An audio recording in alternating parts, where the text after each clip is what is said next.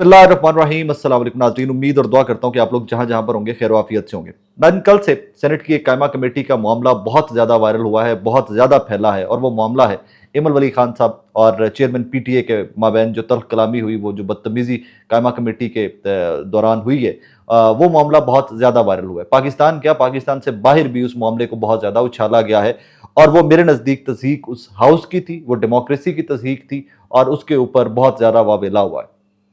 Emil वली खान साहब की जो कल की गुफ्तगू थी कि वो चर्स पीने का मामला या इस तरह का इल्ज़ाम था कोई जो chairman PTA major general retired साहब की जानिब से लगाया गया एमल वली खान साहब के ऊपर, और उसके बाद एमल वली खान साहब बहुत जो है उसके ऊपर आग बगोला हुए। वो बनता भी था उनका आग बगोला होना।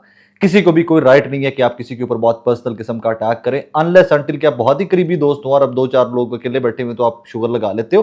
बट किसी सीरियस प्लेटफॉर्म के ऊपर वेन एक बंदा सेनेटर है, दो कि उनके सेनेटर होने के ऊपर भी खैबर पख्तूनख्वा से उठ के जाके बलूचिस्तान से सेनेटर बन जाना, वो एक डिबेटेबल टॉपिक है। एएनपी की सियासत का बैकग्राउंड देखते हुए वो बहुत बड़ा डिबेटेबल टॉपिक है। उसके ऊपर बहुत सारी बात की जा सकती है कि एमल वली खान साहब के कॉम्प्रोमाइज कितने हैं सेनेट में पहुंचने के लिए।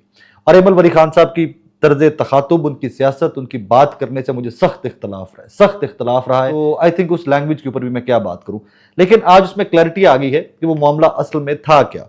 वो खैबर पख्तूनख्वा में इंटरनेट के मसले के ऊपर से वो मुद्दा छिड़ता है, और वो फिर वीडियो में आपको साथ लगा के दिखाता हूं ताकि आपको खुद से आइडिया हो जाए कि व्हाट एक्चुअली हैपेंड। जरा देखिए, आज एमल वली खान साहब जो हैं वो इस सारे मामले को सेनेट में एक्सप्लेन कर रहे थे, और आज भी उन्होंने चेयरमैन पीटीए के इस्तीफे का, उनको रिमूव करने का पोस्ट से मुतालबा किया है, और तब तक उन्होंने कहा जी मैं किसी कमेटी का हिस्सा नहीं बनूंगा, मैं बायकॉट करता हूं जब तक इस मामले को मंतकी अंजाम पर नहीं पहुंचाया जाता। जरा देखिए एमल वली खान साहब ने क्या कहा। मैं दिल से मशहूर हूँ। वो बलूचिस्तान अवामी पार्टी के थे, वो जो भी थे, उन्होंने जिस तरह खुल के मुझे सपोर्ट किया सर। तो इन्होंने बात ये हुई कि वो जब ब्रीफिंग शुरू कर रहे थे तो सबका तो उन्होंने केफी बोला, मेरी आदत है, मैंने कहा नहीं भाई पुख्तनख्वा बोले। चेयरमैन साहब ने उनको बोला खैबर पख्तूनख्वा बोले, वो खैबर पख्तूनख्वा बोल के आगे बढ़ता रहा।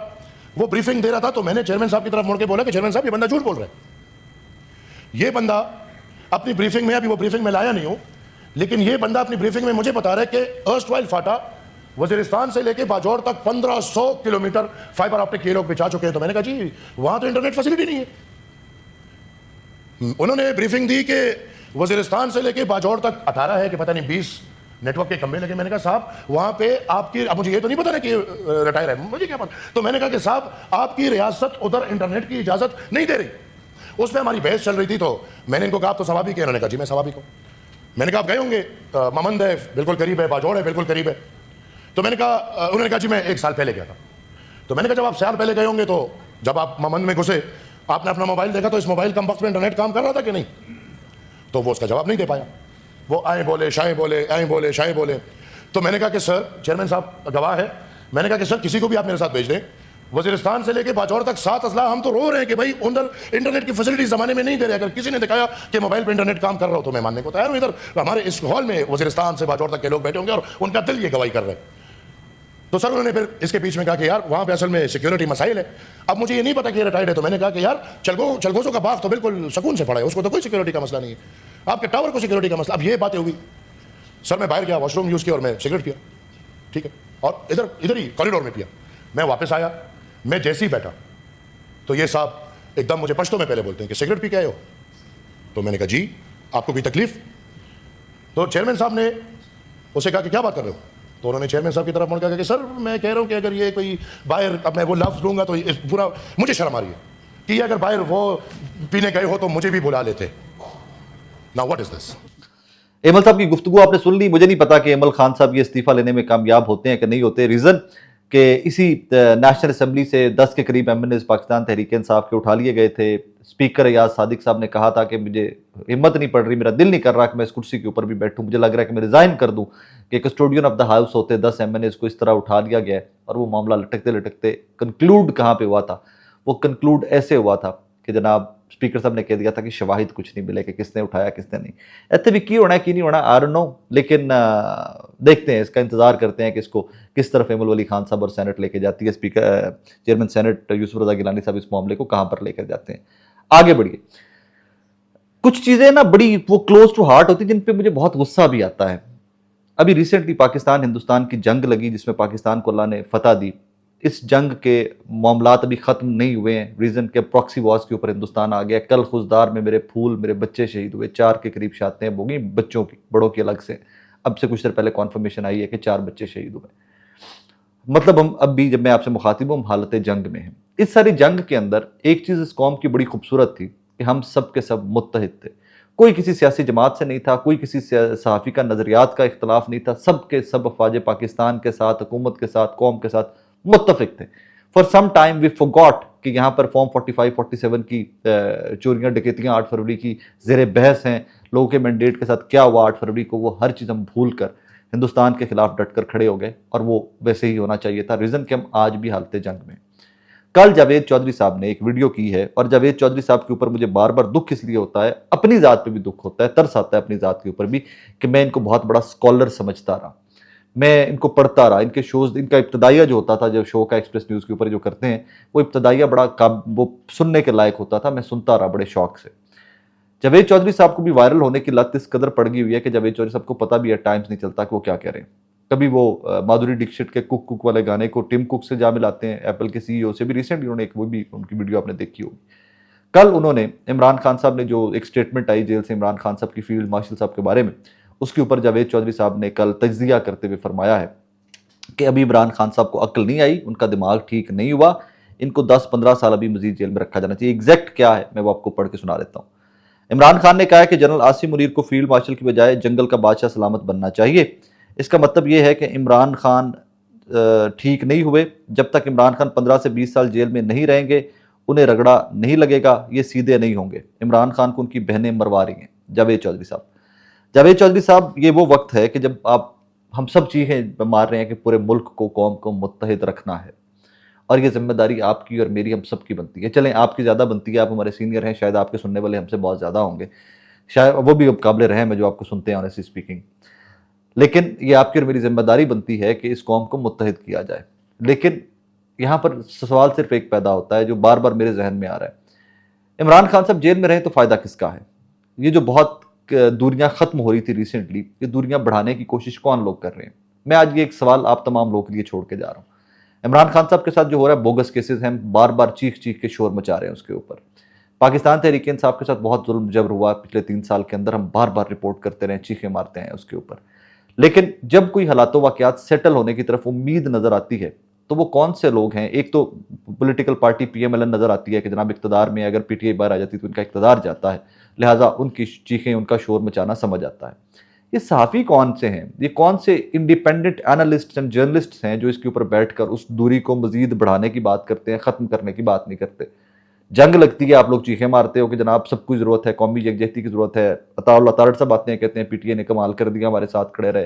राना सनाउल्लाह साहब कंप्लेंट कोई नहीं करते। DGI SPR तमाम डिजिटल मीडिया वॉरियर्स का शुक्रिया अदा करते हैं।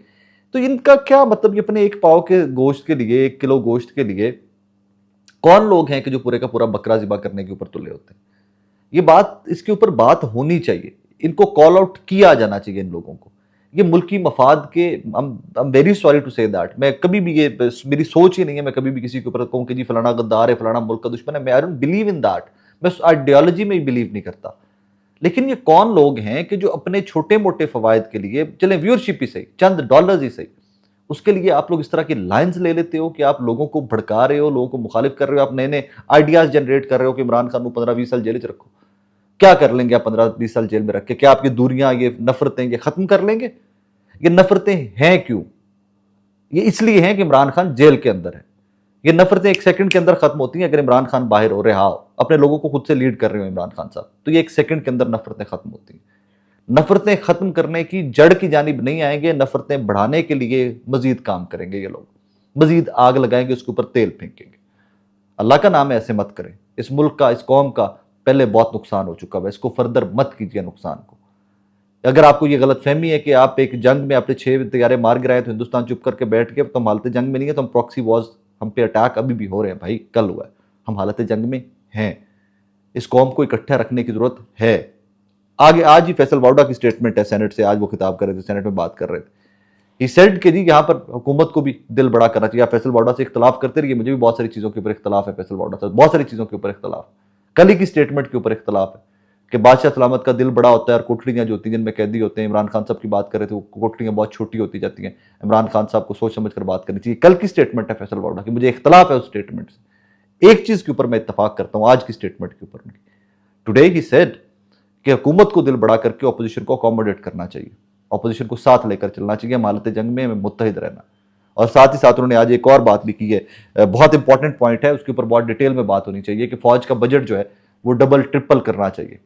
हम हालत जंग में हैं, हमें अपनी फौज को वेल इक्विप्ड करना है हिंदुस्तान के मुकाबले के ऊपर, हमें इसका बजट बढ़ाना है। नई डिबेट का आगाज हो गया, सेनेट में भी और नेशनल असेंबली में भी, हम श्योर जहां पर डिबेट होगी, ये पूरे पाकिस्तान के अंदर भी डिबेट होगी कि हमें फौज का बजट बढ़ाना चाहिए। फैसल वावड़ा ने ये आइडिया फ्लोट किया आज, और जब वो आइडिया फ्लोट कर रहे हैं तो उसके पीछे कोई बैकग्राउंड है, I don't have to tell you that.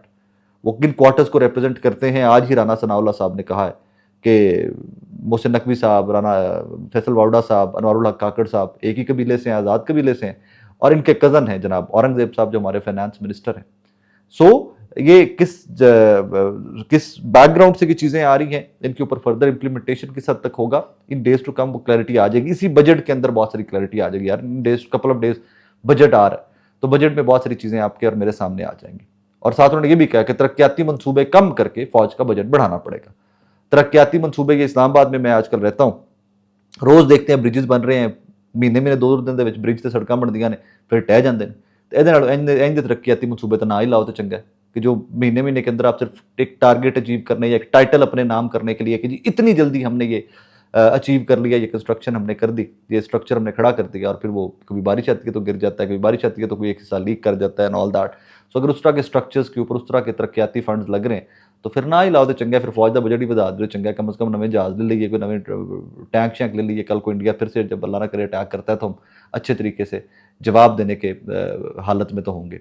बहरहाल जब बार बार बात कौमी यकजहती की हो रही है तो इस कौमी यकजहती को कंटिन्यू भी कीजिए, खुदारा इसको कंटिन्यू भी कीजिए, इसको आगे लेकर चलिए।